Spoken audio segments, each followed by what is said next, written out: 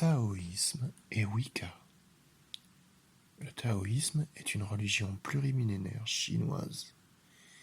Elle se base sur une philosophie établie par des observations sur le fonctionnement de la nature, du monde, de l'univers.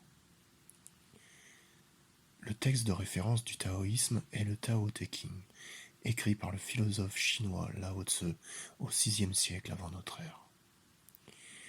Dans les enseignements de Lao Tzu, on trouve l'idée que tout dans l'univers est régi par le Tao. En chinois, Tao signifie être suprême, voie, chemin. On trouve dans le Tao Te Ching une description du Tao. Ainsi, on peut lire au chapitre 6, le Tao est appelé la Grande Mère. Vide mais inépuisable, il donne naissance à des mondes infinis.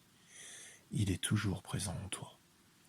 Un peu plus loin, au chapitre 25, il est écrit : il y avait quelque chose de sans forme, de parfait, avant que l'univers ne fût né.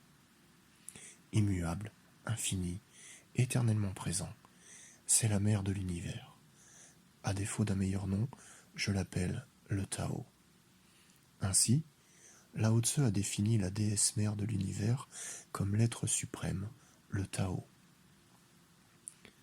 De ce qui précède, on ne peut que relever l'essence commune à la croyance du taoïsme et celle de la Wicca en une mère divine à l'origine de toute création. Dans la conception taoïste, le Dieu n'est pas absent non plus, puisque le Tao est divisé en des énergies masculines et féminines, appelées le yin et le yang. On reconnaît toutefois le rôle prépondérant de la déesse dans cette assimilation du Tao à la Grande Mère.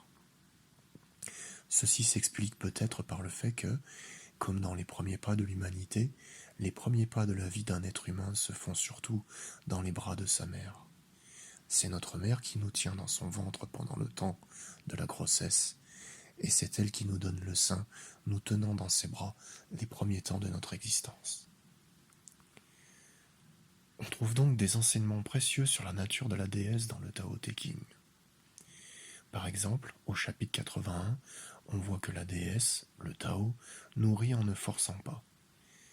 Il est dit au chapitre 77 que la déesse, le Tao, corrige excès et insuffisance afin qu'il y ait parfait équilibre. Elle prend à ce qui est trop et donne à ce qui n'est pas assez. Il est écrit au chapitre 73 que la déesse est toujours sereine. Elle vint sans lutter, répond sans dire un mot, arrive sans avoir été appelée, accomplit sans dessein. Son filet couvre l'univers entier, et bien que ses mailles soient larges, elle ne laisse rien échapper.